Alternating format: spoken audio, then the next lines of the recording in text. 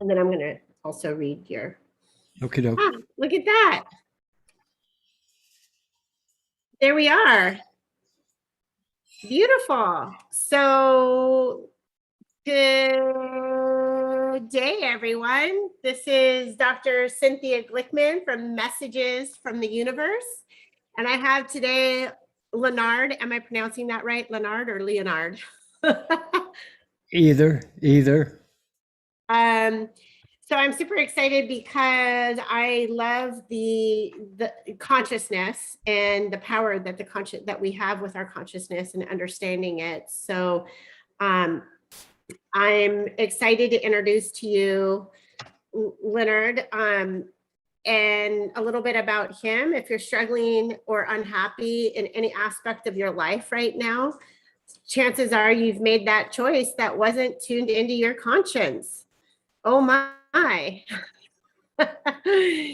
And we've all done it now. A brilliant new book by Leonard Perlmutter. I hope I'm pronouncing you right. Your Conscious, the Key to Unlock Limitless Wisdom and Creativity and Solve All of Life Challenges. Shows you how to give your conscious sway in your life so that all your decisions support and guide you to act in the highest good, leading to a life of joy, love, peace, and both personal and professional success. Leonard is one of the Western world's pioneers in the introduction of meditation into the cultural firmament, having founded the American Meditation Institute. So you're famous. That's awesome. What an honor and blessing to have you here with us today. AMI's courses are now approved and accredited by the American Medical Association and the American Nurses Association. Leonard also serves as author and editor of Transformation, the Journal of Meditation as Mind, Body, Medicine. Leonard's first book, The Heart and Science of Yoga, the American Meditation Institute's Empowering Self-Care Program for a Happy, Healthy, Joyful Life, is an encyclopedic guide to meditation, the yoga science that lies behind it. The book and its corresponding curriculum taught by Leonard in his foundations class was enthusiastically endorsed by popular medical luminaries like Doctors Dean Ornish, Mehmet Oz, and Larry Dawsey. Over the past 25 years, Leonard has served on the faculties of the New England Institute of Ayurvedic Medicine in Boston, Massachusetts, and International Himalayan Yoga Teachers Association in Calgary, Canada. He has studied, I don't know how to pronounce this, but we'll give it a shot. Rishikesh, India, and a direct disciple of Swami Rama of the Himalayas, the man who in laboratory conditions in the Menager Institute demonstrated that blood pressure, heart rate, and the autonomic nervous system can be voluntarily controlled. These research demonstrations have been one of the major cornerstones of the mind-body movement. I would like to, Ashley, if it's okay with you, start right there as our jumping off point, because that is so, it couples into so well or merges so well with what's going on in the world. And, we have this pandemic and, if we use these philosophies that I think you've brought forth into the world, what are your thoughts on being able to heal and our immune systems? I know that's a little bit, but it's so meaningful with what's happening right now. Well, I think that we first have to start with the understanding that all the body is in the mind, and yet all the mind is not in the body. All the body is in the mind, but all the mind is not in the body. And so we have to understand our mind to be able to go outside of the mind, to receive what yoga science for thousands of years has termed super conscious wisdom. And we have access to that 24/7 through our conscience. And the more that we can train the four functions of the mind, namely the ego, senses, and unconscious mind, for the sake of an experiment to support the superconscious wisdom reflected by the conscience, it will inordinately enhance our immune system. And so the body will continue to be healthy, in part because our outer actions conform to our inner wisdom. And every action, therefore, becomes a service to this perfect intuitive wisdom that is within us, that is us, having this human experience. Well, thank you. So that was maybe almost cryptic for some. So it's brilliant and it makes perfect sense. And so I think that then maybe we should reel it back and start at the very beginning with what is consciousness? Consciousness is the background of all reality. It is our awareness. And into consciousness appear gross and subtle objects. One of the gross objects that appear is the body. Another might be a chair, an automobile. But every time that we have a relationship with these gross objects, or even subtle objects like thoughts, desires, and emotions, a consequence develops. We have to take an action. That action brings about consequences. Yeah. So can you give me a little bit of your background, how you got into the study of consciousness and yoga, and what motivated and inspired you to go down this path? Sure. I think since I was a young child, I've had two principles that have guided me from my earliest memories. The first is philosophy. I seem to view the world from a philosophical perspective. And the second of these two principles that have guided me has been practicality. So unless the philosophy has a practical application, I don't give it too much energy. The beautiful thing about yoga science is that it is a science, and it is the science which provides human beings the template to prove or disprove the philosophy that is presented.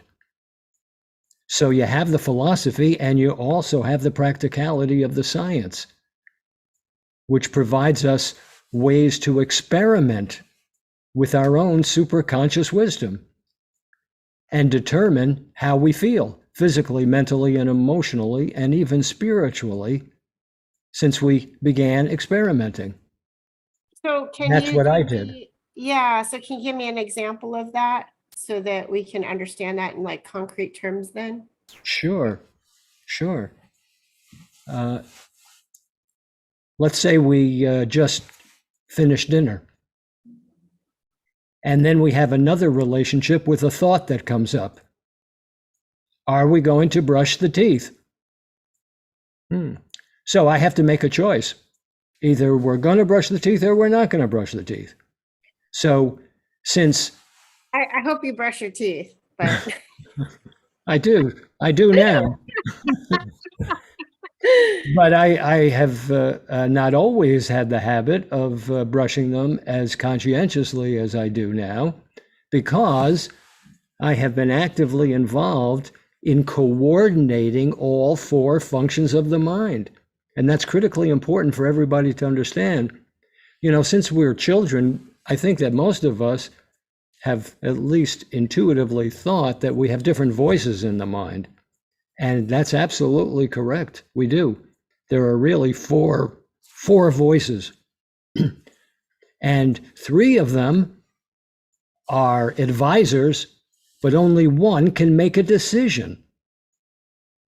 So the three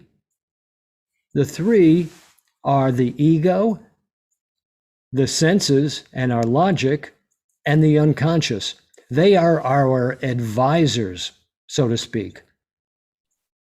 And I'll explain each one in detail, but it's critically important to understand that the conscience is the only decision maker. The other 3, ego, senses, and unconscious mind, are just advisors. And so if I have to make a decision about, am I going to brush the teeth? Am I not going to brush the teeth? What I need to do is I need to call a meeting with all the functions of the mind so that they all can be received and not felt left out or ridiculed or criticized. Because they, on a very real level, are my children. I am charged as their parent to teach them how to live in the world to the best ability that I have. So what I do is I call a meeting around the kitchen table. And so I call on the ego. Would you please share with me whether you think we should brush the teeth? And now the ego is very interesting because the ego seems to be hardwired to the reptilian brain. Oh, yes, the reptilian brain. Right. And the reptilian brain is heavily invested in what? Self-preservation. Yeah. Doesn't want to die, doesn't want the form to be no more. And because of that, the ego and the reptilian brain have a terrible, painful fear of annihilation. So dealing with that, the ego insinuates itself in the midst of every relationship and cuts it in half. In this particular portion of the experience, the ego will say, oh, this is very pleasant. I like it. I consider this good. Let's reprise it. On the other hand, over here, this is very unpleasant. I dislike it. I think this is bad. Let's eliminate it. So we already know from our own personal experience that which appears as pleasant is not always good for us. That which appears as unpleasant isn't always bad for us. So if we just listen blindly to the advice, the limited perspective of the ego, we're going to experience some pain in life, because the ego, even though the ego can be very, very helpful, like right now as we're having this conversation, we both need a healthy ego to have an understandable conversation. When we drive an automobile, we need a healthy ego so that we can avoid accidents. But in this particular case, the ego says, I'm against brushing the teeth because it's very unpleasant. And besides, I generally equate any change in habit with some form of death to me and my control. So I vote no. And so I say, as the parent, well, thank you very much for sharing that. Yeah. Thank you. Now I'm going to call on the senses. How do you vote? And the senses say, well, I want to be perfectly honest with you. I vote no, because it's not so much I'm against brushing the teeth, although I am against brushing the teeth, but what I really want right now is a second slice of apple pie, because that was delicious when we had it for... Wait, which part of the mind is that your parents... This is the senses. These are the senses. Want the apple pie. Okay. Right. Okay, so then as their parent, then I say to them, oh, well, thank you very much for sharing that. Now, please sit down. Then I speak to the unconscious. And what does the unconscious say? Oh, the unconscious says, oh, I'm with the ego and the senses because that's my habit. And of course, all of these attachments of the ego and the senses are stored in the unconscious mind. So the unconscious mind is very favorable. In fact, these three amigos that I call them, the ego, senses, and unconscious mind, often vote in a block. They're often wrong, but they're never in doubt. And they create a tremendous amount of noise in the mind. And when they create that tremendous amount of noise, even though they cannot make a decision, that noise makes it impossible for the conscience to reflect superconscious wisdom from the superconscious portion of the mind. The same portion of the mind where Albert Einstein saw mathematical equations, and the same portion of the mind where Paul McCartney hears beautiful melodies. So I've heard from the ego, I've heard from the senses, I've heard from the unconscious mind. Now I'm going to ask each of them to quiet down, quiet the noise, and listen as I call on the conscience to reflect superconscious wisdom. Can I stop you right here? Absolutely. So first off, these amigos right now are sounding like I don't really know that they're my amigos. I'm saying that jokingly, right? That they could, it sounds like that's part of our own worst enemy, where our own worst enemy comes from in some cases, right? If we're not conscious enough to go to the next step. Well, we can be conscious and we can still be enslaved to the ego, senses, and unconscious mind. Yeah. So that's not always the answer. Yeah. The answer is to train the mind to willingly defer to the conscience. Now, the conscience, reflecting superconscious wisdom, might say, we all know that this life that we're living is not really a sprint, it's more like a marathon. And for a marathon, we need certain things like strong, healthy teeth, strong, healthy gums, a strong, healthy immune system. And if we can just do an experiment, and we all know an experiment is not a lifetime commitment, it's just to see how we feel. If we can just do an experiment and serve this superconscious wisdom that the conscience has just brought into our conscious mind, then we can come back to the meeting and we'll find out how everybody did. And so that's what I ask of each of the functions of the mind, is to listen to the conscience. And so because it's an experiment and it's not forever, and I know as the parent going in, it's a relatively easy experiment. We all go into the bathroom, we brush the teeth for a couple of minutes, we come back, and then I, as the parent, ask each of them what they experienced. The ego says, oh, it wasn't so bad, and I didn't die, which I like. I always equate change with death, but this wasn't so bad. Okay, senses, how about you? Well, I thought too, the senses say, that it was going to be bad because I wanted a second slice of apple pie. But when the tongue was gliding over the front teeth and there was no mossy feeling on the teeth, I really liked that very much. So thank you for providing this opportunity. And how about you, unconscious mind? What was your experience? Well, it wasn't so bad. It really wasn't so bad. And so what has just happened here, Cynthia, is that I, as the parent, have provided a pleasant experience for my ego, senses, and unconscious mind. And they trust me more today, and they trust the conscience more today than they did yesterday. And that provides me a beachhead to offer another experiment and another experiment. Nothing too complicated, nothing too emotional, but each time the horizons and the perspective of the ego, senses, and unconscious mind grows. And slowly, slowly, we begin to change our habits.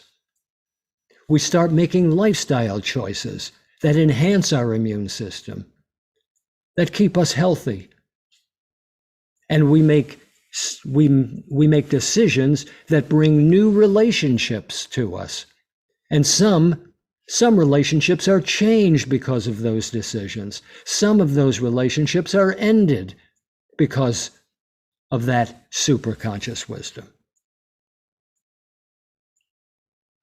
So, well, I've got a couple questions from that, but, let's say that we're talking about an addiction though, like something that's a little more intense. Would you say that having that conversation as a parent with all those levels of consciousness or those parts of your consciousness, like how would somebody overcome that? How would they, because I don't think the very first time you start to create that new habit that it happens instantaneously. That's right. That's right. That's why we must understand we should not take on too much too soon. If I wanted to build muscles for my body, and I've never done anything like that in my life, the last thing I should do is to go to the gym and start picking up 100 or 200 pounds. I have no experience. It would hurt me. So I start with just a couple of pounds. And within a couple of weeks, I add a pound or two more. And in a month, I'm lifting some substantial weight without injuring myself.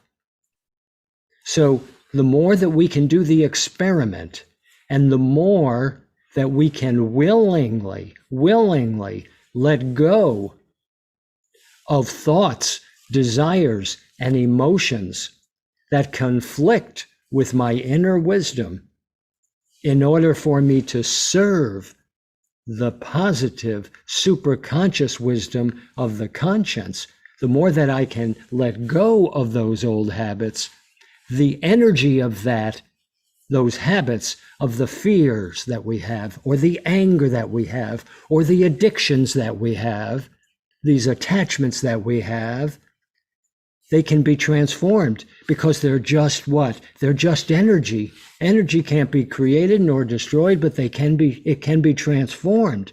We can transform ice into water and water into steam. And we can transform the power of addiction and attachment and fear and anger into strategic reserves of healing energy, an increase in our willpower, and an expansion of our creative possibilities. And if we can do that slowly, 1 pound at a time, so to speak, without taking on too much too soon, at a certain point, I have a lot of healing energy accessible to me, a lot of willpower, and a lot of creativity from the superconscious mind that now, at this point in space and time, can not only motivate me, but provide the willpower to give up a long-standing addiction. So where's God in this? Well, I guess the question is, what is God? Yeah. God, in every tradition, in every spiritual tradition, there are three definitions of God. God is omnipotent, omniscient, and omnipresent. Now, if this supreme intelligence is omnipresent, it means that supreme intelligence is also within me. Everywhere, omnipresent. Omnipresence means it is also within me. So the more that I can use my conscience and parent the ego, senses, and unconscious mind to support that superconscious wisdom, I am serving God, you see, because this wisdom is God. This superconscious wisdom, the superconscious portion of the mind, because everything is God. But this is the wisdom within consciousness itself. Within consciousness resides an intuitive library of wisdom. We call it the superconscious portion of the mind that tells us 24/7 the thought to think, the word to speak, and the action to take that will enable us to fulfill the purpose of our life without pain, without misery, and without bondage. So I've got some sort of this is going to take a little bit of a turn, but it ties into everything that you're talking about right now. I know that people are believing certain things, specifically about what's being mandated in some cases for people to put into their bodies right now. And that specific device has in it something that alters our DNA. And with that being said, I believe that whatever you believe God to be, that we were a divine construction, right? That God created this DNA, and if we were to alter it, how does that impact our connections?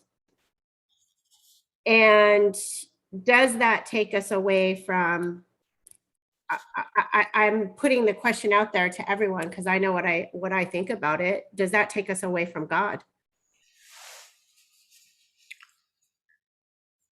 Every lifestyle choice has the potential to change DNA. The science is called epigenetics. Mm-hmm. So if I was gifted from my mother or father with a gene where the on-off switch for the gene was in the on position to contract the cancer, same as my mom or dad or grandma or grandpa. But by altering my lifestyle choices, I can turn off that switch. Yeah. I can turn it off. I can change. Right. I can change how the genes express themselves. Correct. Yeah. So when we serve this super conscious wisdom, which is within us, that is us,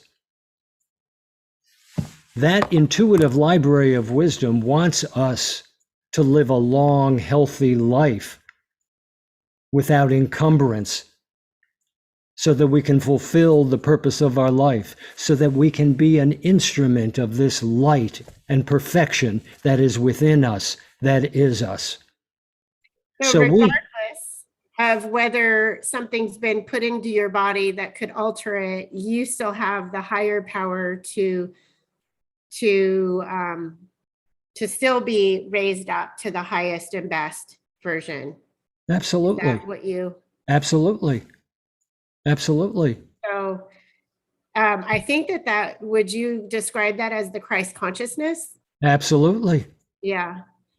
So nobody can stop us. Oh, we can. The mind can. The mind can. You can't stop me. The mind is the best friend, but also the worst enemy. All right. So listen, I saw this commercial, and there's a couple of there's technology out there, and they're already talking about it, and they're creating commercials, and it appears to be a propaganda of injecting nanobots into our bodies that, oh, wow, isn't this wonderful? You could put these nanobots in your body and they'll go and find out what cells aren't operating correctly, and they'll heal you, these little nanobots. And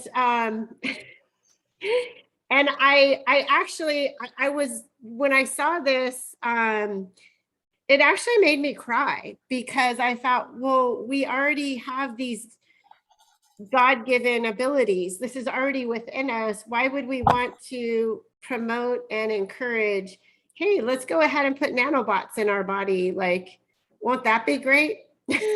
Well, so the truth is we already have the hardware and the software that does the same thing Right? without the injection. But nobody has taught us nobody has taught us what the four functions of the mind are. Nobody has taught us how Yeah. they act. Nobody has taught us how to coordinate them. And nobody has taught us the fact that this conscience can reflect this perfect superconscious wisdom from the center of consciousness that we call God, so that the choices that we make can enable the immune system to be strong enough for a long, healthy life unencumbered, so that we can be an instrument of this light and this perfection. Amen. But the only thing that we learn in school is how to memorize something and recite it. Well, And then we can get a degree. well, that's part of how so many right now are being dissuaded with some of the things. And I know it's an That's inside right. job, That's right. That's But- because the ego senses and unconscious mind are out of control. There's anarchy in the mind. And if there's anarchy in the mind, there's not coordination in the mind. There has to be anarchy outside the mind. Because yeah, there it is. You know it. Speak that's it. right. Inner conflict is the mother of all problems. If I have conflict in my mind, there has to be conflict outside. If I eliminate the conflict in my mind, it's impossible for there to be conflict outside. Okay. So does that require, however, a collective consciousness of that? Because No. It's all about changing you and your mind. But if you drop a pebble into the pond, what happens? All those ripples.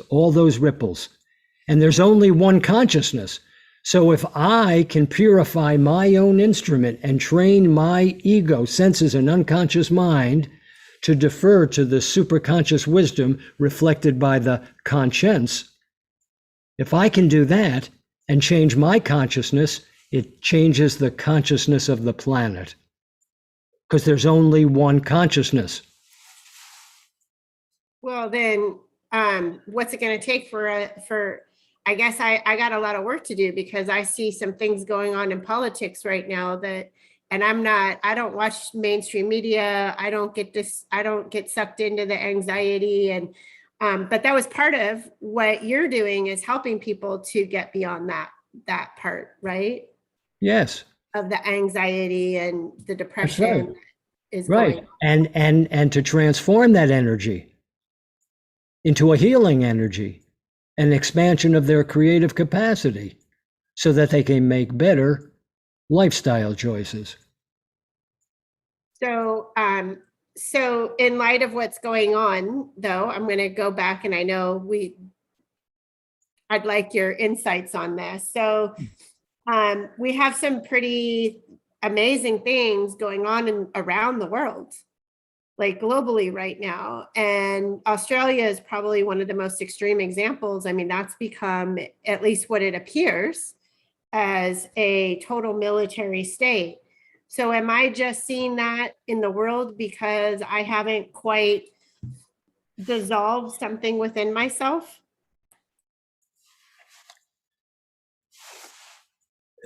Or is that on this plane of existence, yeah. on this plane of existence, there is an ongoing battle between the forces of light and the forces of darkness.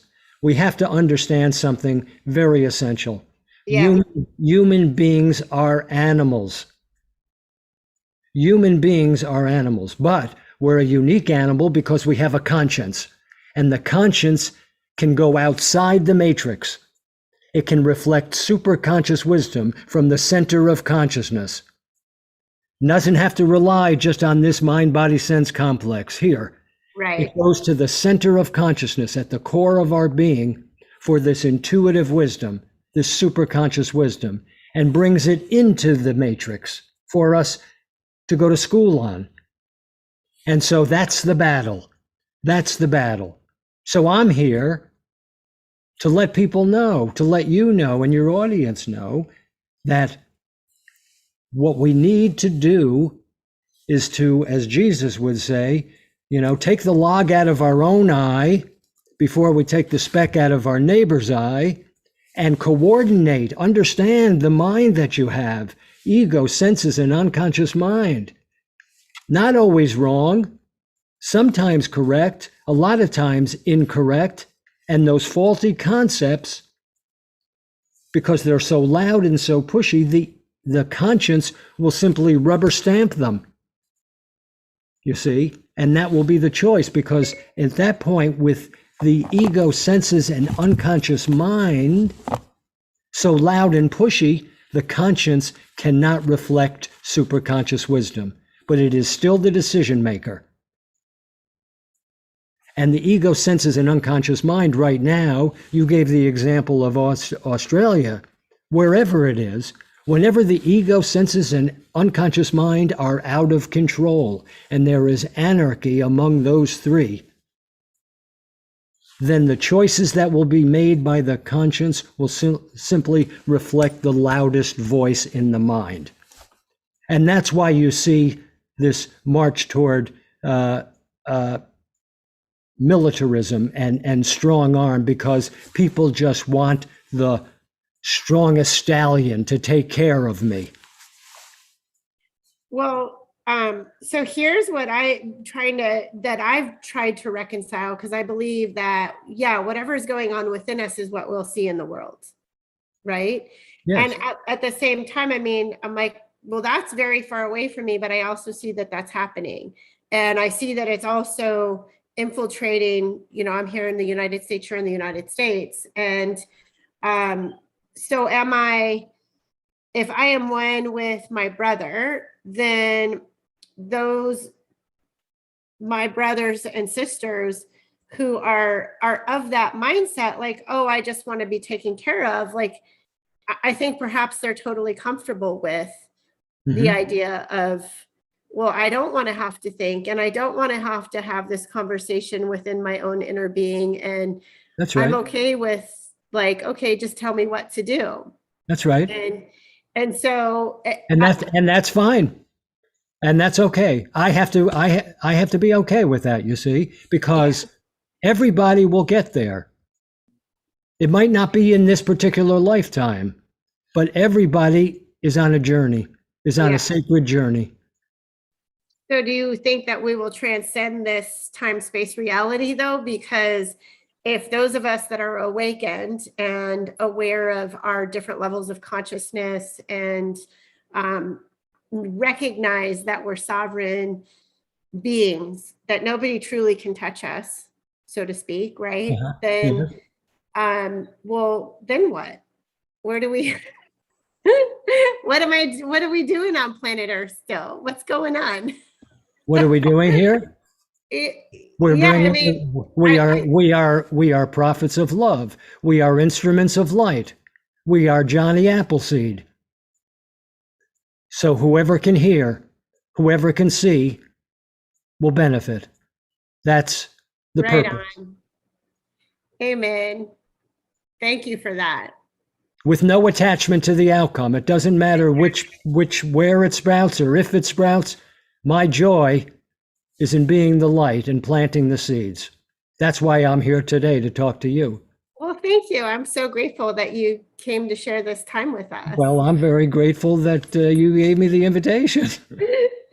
So is that in the Bible somewhere about sprinkling the seed everywhere, and it doesn't matter if it sprouts or not, you just keep sprinkling the seed, or somebody in the Bible did that? Well, Jesus talked about the fact that if you spread seeds on different kinds of soil, some might not sprout, some might sprout right away, but then just die out. But if the soil is ready and prepared, then with the seed, it will grow. Right. And so just like you said, all we can do is be prophets of the light, beacons of the light, of love. And I do believe that we all have a different purpose in that. And some people will hear your voice and be attracted to it and go, wow, this really makes a lot of sense. And some people will be attracted to Cynthia. Correct. Correct. And they'll be ready. And some That's right. people, That's right. horse Not only that, but if I am prepared, certain people will be attracted. The universe will manipulate things because we're all pawns. right, Will yeah, manipulate and bring the people. Right? right, There's an old saying that when the student is ready, the teacher appears. Uh-huh.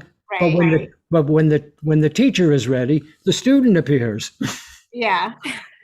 It works both ways. For sure. So I've had these visions from quite a while ago of actually being on a stage in a stadium and being able to send out love, light, God light, again, like the higher light, because I guess I've discovered some new things that the darkness hides in the light. And so that's not and that will be possible, that we're going to see miracles happen in our lifetimes. And I think that, there was a reason. Miracles happen. What's a miracle? A miracle is something that we don't understand, the natural order. So we call it a miracle. But these things are, Yes. Jesus says, I am spread out before the world, and nobody can see it. Oh, turn over turn over the stone, I am there. Split open the log, I am there. Yeah. Yes. So I think the magnitude of maybe something beyond what we might have seen in this lifetime, though, is perhaps, I mean, I shared a story that I didn't, I grew up, my father's Jewish, my mom's Catholic. And so I was always more of a seeker and wanted to understand. And I spent time in Israel, and I went to church, and I had Christian friends, and I studied Buddhism. And so I've explored all, and recently I felt really compelled that I needed to get a physical Bible, and I've been led to some scriptures that have been powerful. And but again, it's all energy, right? It's all like when you're ready, like that, those scriptures were what was supposed to be presented. Right. Right. So yeah, I forgot where I was going with that, but well, thank you for sharing it. Well, that's right. All roads lead to where we stand. So, I know what I was going to say, and I'm curious of your thoughts about it. Is the Book of Revelations now, which of course is the end times, and again, what that means, I suppose that's up for perspective. But some of the things that we're seeing appear to really, this is lining up. Some of these things are lining up. It's not metaphor. These are direct. Well, Revelation is not really understood because it's an advanced text of yoga science. Okay. In Revelation is a complete understanding of the chakra system, which is subtler than the physical body. All these different bodies within bodies within bodies that we all have. They're called koshas. The physical body, this food and water sheath, this is just the grossest form. And there are subtler and subtler and subtler all the way to the center of consciousness that is within me. Mm-hmm. And so, the end of time is about annihilating time. Time is a construct of the human brain, the limitation of the brain and the senses. Right. Time doesn't exist. Past, present, and future are all one, and it's now. So I hadn't looked at the Revelations as a analogy to the chakras. I guess what I find so stunning. Well, it's all, it's about the seals, piercing of the seals. is all the chakra system and the rising of consciousness to the crown, union with the Father, so to speak. Well, what about the mark? I mean, they talk about the mark. What about the mark? I don't know. I find it interesting, some of the stuff that's being that this mandated thing that could affect people's ability to purchase and have jobs, and that's fascinating that seems to be a pretty direct correlation. Well, again, my philosophy, unless it's science-based and practical, I don't give it too much attention, because everything I need is within me. I have no other support than what is within me. That's all that's needed. So I don't look outside.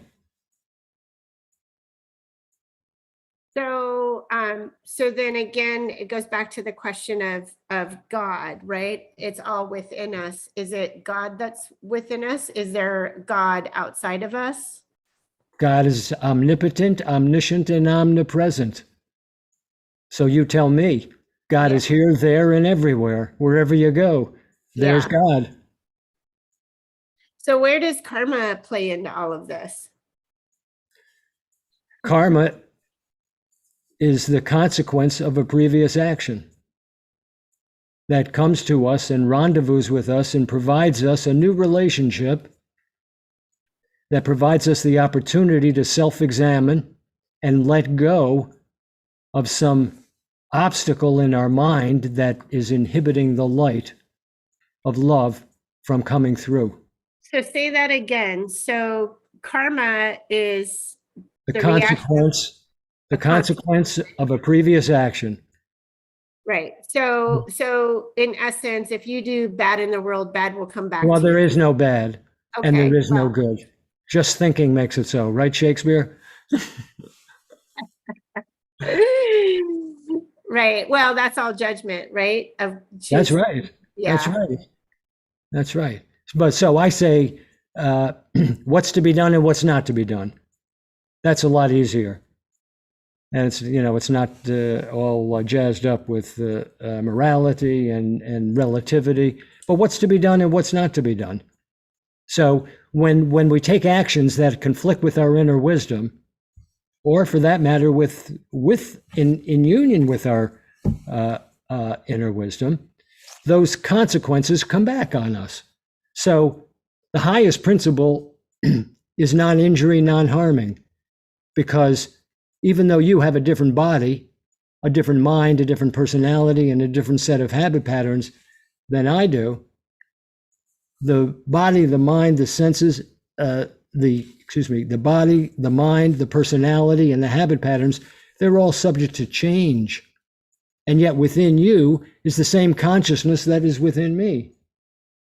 So I have to conclude from that you are me. I am you. That means that every relationship that we have is with ourselves. So if the highest principle is non-injury, non-harming, and I act unskillfully with you, and I cause injury to you, somewhere in space and time, that injury is going to come to me.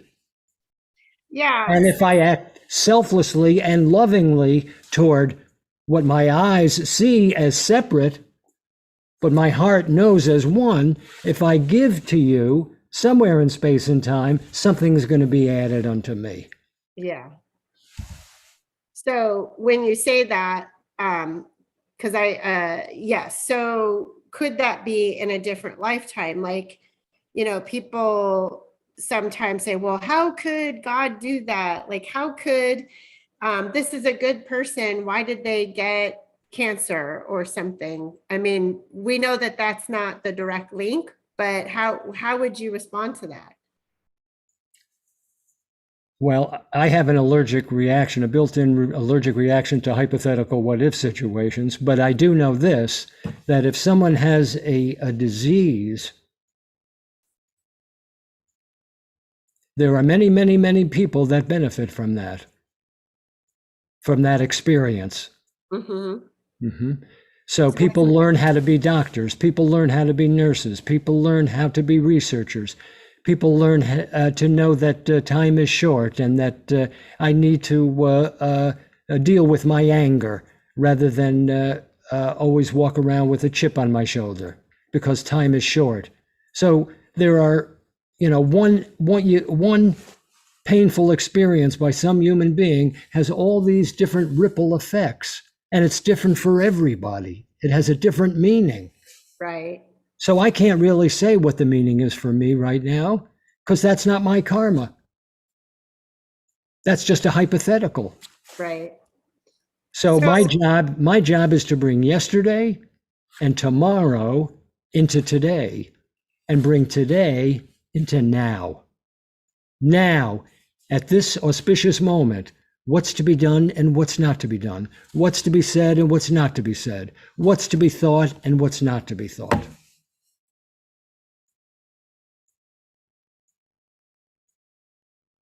And with the conscience as my guide, I know the answer to those questions in the now.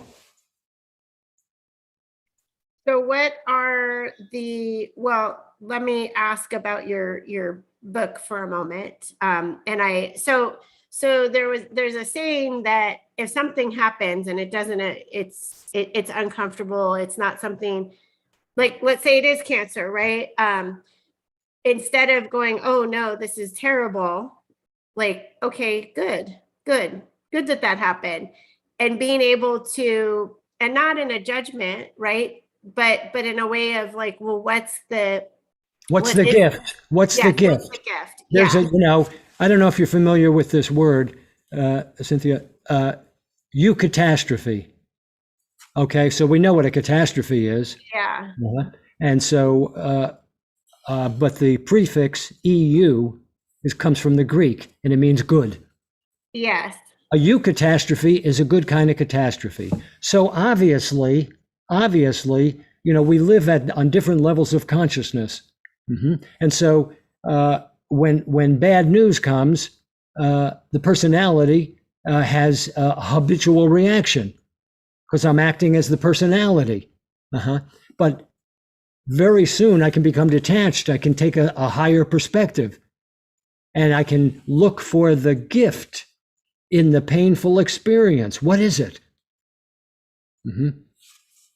So you talk about that in your book and you gave a good quote on it. I don't remember. I don't know if you happen to remember, but your book, by the way, where can people find it? What's the best place for them to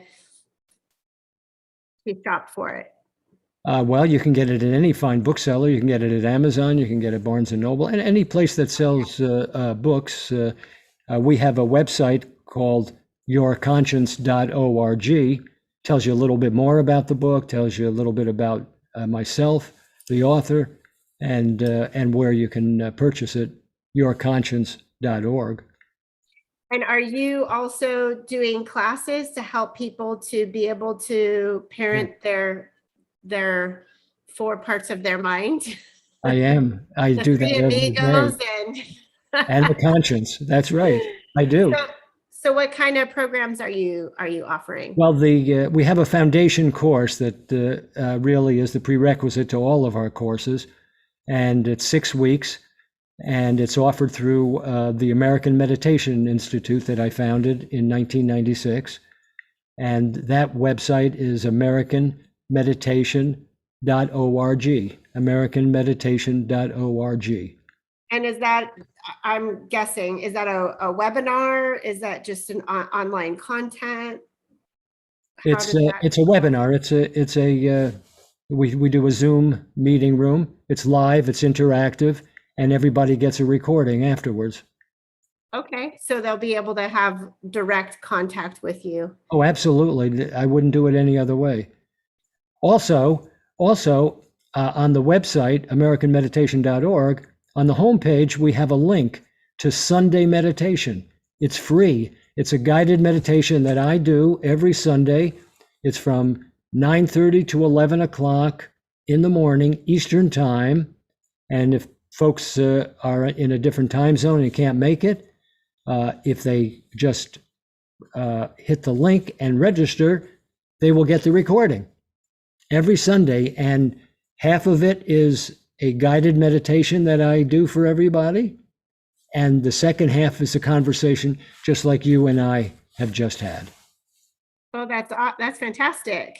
So I have not set a date yet, but I am coordinating and bringing people together to do a global meditation. And the goal is to bring together, well, at least 1 million people through different people who have different influence. And in order to, of course, as we've talked about, it's an inside, back to the inside job, and also to connect in that oneness and assist in the transformation of the planet. That's beautiful. Well, so we would support that. Awesome. All right. Well, great. So maybe you can assist in leading that, since that's your jam. That's your. Well, I would be honored. You're the expert in that. Sure. Super cool. So could you, before we go, can you give us a general idea of, you explained what it is, but how, what are the steps in order for somebody to do what you were talking about with your consciousness? And are you able to kind of summarize how somebody can do that? Well, in your conscience, in the back of the book, are a list of many suggested experiments, how people could actually begin when you don't know where to begin. And so I do want to say to everybody who's listening here, I don't want you to believe a word I've said. Literally, I don't want you to believe a word I said, because I don't want you to be dependent on me. I want you to become self-reliant and self-confident. But if you're interested in anything that you heard today, I would encourage you 100% to experiment in the constellation of your own relationships to determine the thought to think, the word to speak, the action to take. And try with easy things, easy no-brainers, to coordinate the ego, senses, and unconscious mind to the superconscious wisdom reflected by your conscience. And just see what happens. See how you feel. Be a doubting Thomas. No question, but a good scientist is a doubting Thomas. Be critical. How do I feel physically, mentally, emotionally, spiritually, now that I brushed my teeth? Now that I gave up that cup of coffee at 10 o'clock at night? Mm-hmm. Well, so you are speaking to people that already are probably aware, are more critical thinkers. While there's a good, and I think we started to talk about that a little earlier, is in the educational systems, they're not encouraging that. They're not teaching this. They're not, because the role of education was to industrialize, right? Originally, that was the whole purpose. So they just wanted them to learn the basics. And you might have, you were mentioning this at the very beginning, I think, right? Was that you? Yeah. That was this conversation, right? Yeah, we just memorize and recite, and then we get a degree. Yeah. And so it's fascinating because we have to have compassion for people that are not critically thinking. And it's so crucial that we help assist people to begin doing that. And what you did is exactly that. I always would recommend people to question, what I say. Just because I say it and I believe it, or, that's been my experience, that's the key. This is your experience, you see. That's the highest knowledge, experiential knowledge. Otherwise, it's just hearsay. Right. I hear something, I believe it. I don't know 100%, but I'm needy. I want to be accepted. So I believe it. And then it becomes my habit. So I'm just as ignorant as the other person. Yeah. I mean, we saw what happened in Nazi Germany when people just believed. That's right. That's right. And That's right. That's right. So that's why now is a really, and I think it's great that this is happening in a sense, right? Oh, it is. It's in all of It's an honor. It's an honor that we are alive, that we are ready to be these instruments to bring light into the world at this time. yeah. It's an honor. It's like being on the All-Star team. Really? That's right. We are on the All-Star team. Game on.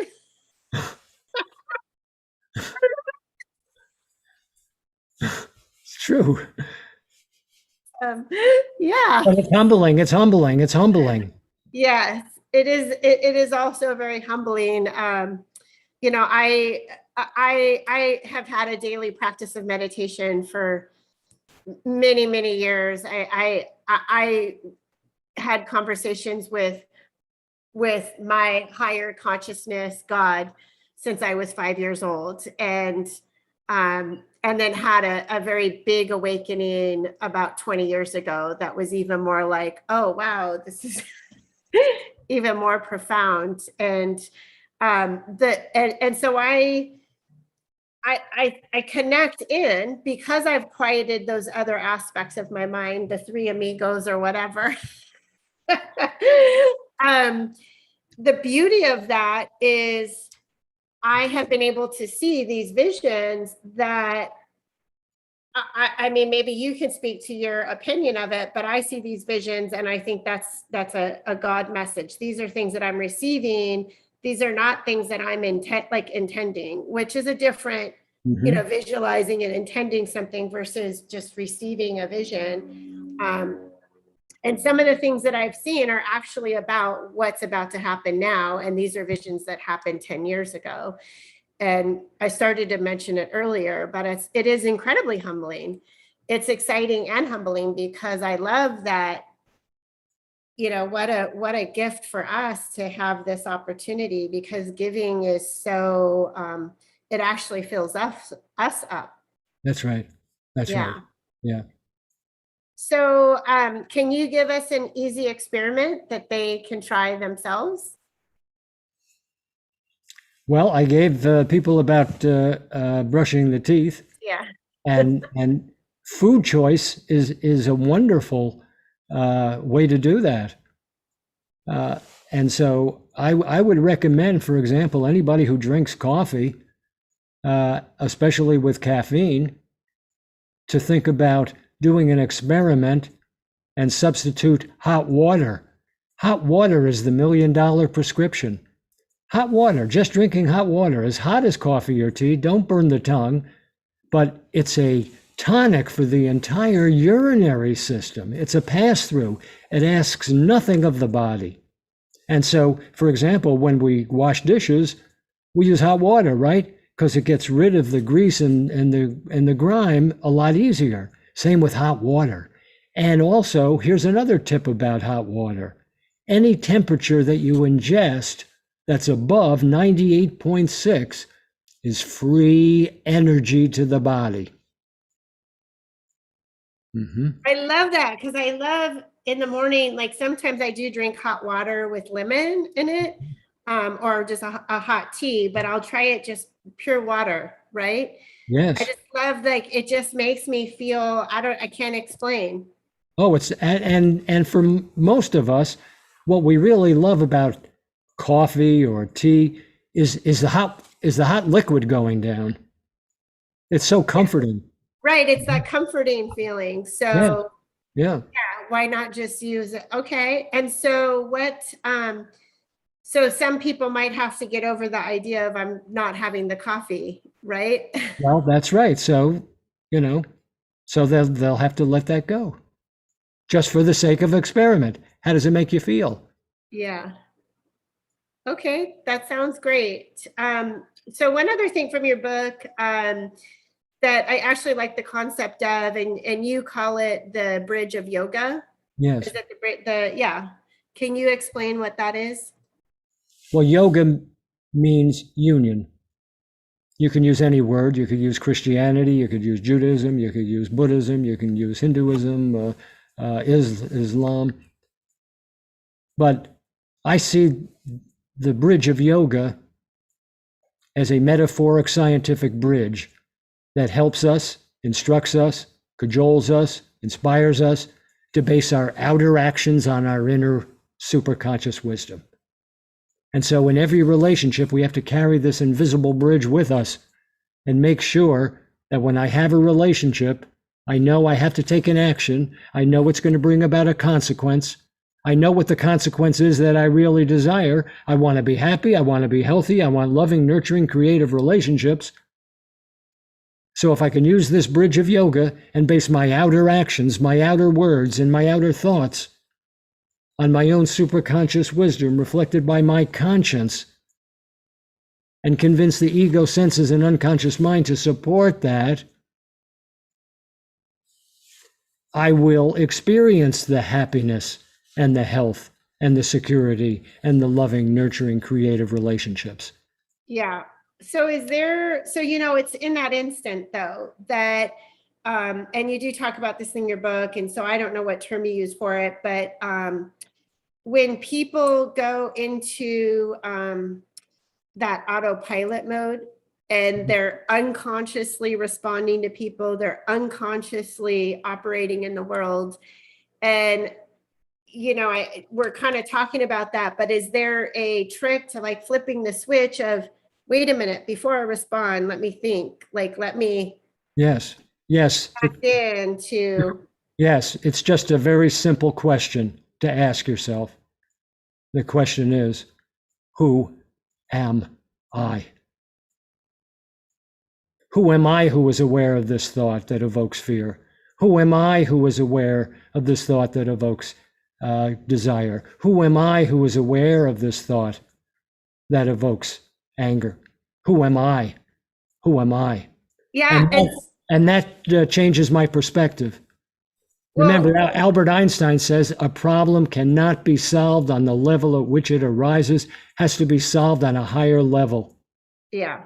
That higher level is within us. It's accessible through the conscience. If you change your perspective, you'll change your experience. Heck yeah. That's right. That's right. So in that moment, right? And somebody asks themselves, so they're responding, typically, let's say there's anger, there's frustration in that response they're about to make. If they ask that question, who am I? What's the answer? The answer is inaudible. You know it, and you know that you know, and you experience that. You experience the truth of it in meditation. Yeah. That's why meditation is so critically important, because meditation is the only thing that introduces you to yourself. Yeah. Well, I'm going to add a little piece though in that. So I think what somebody might respond back in that moment is, recognizing that's my ego. Mm-hmm. Like enabling them to recognize that's not my true nature. That's right. That's why I always say that every thought is only a suggestion. Which function of the mind is authoring that thought? Is it the ego? Again, that's a good quote. Sure. Say that one again. Every thought is only a suggestion. Which function of the mind is authoring that thought? Yeah. Is it the ego? Is it the senses? Is it the unconscious mind? And what does the conscience have to say about it? Yeah. Beautiful. I love this stuff. Well, we'll have to do it again. Today, my time is a little cut short. Yeah. Okay. But I would like to continue the conversation. Okay, so we'll wrap it up then with if you could again mention where people can find your book, your content.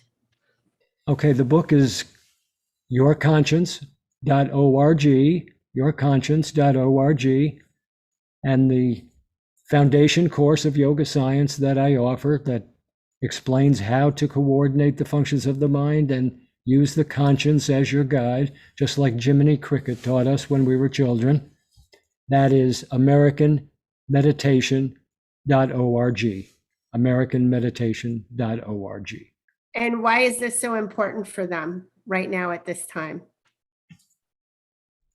That's a question that only they can answer. Yeah, they'll know. They'll be guided if this is meant for them. That's right. Yeah, That's right. it is a time of great awakening. Yes. So, all right. Well, thank you. I appreciate you so much. I'll actually put your links in the descriptions as well. So, That's very nice. all right. Blessings. Have a beautiful day.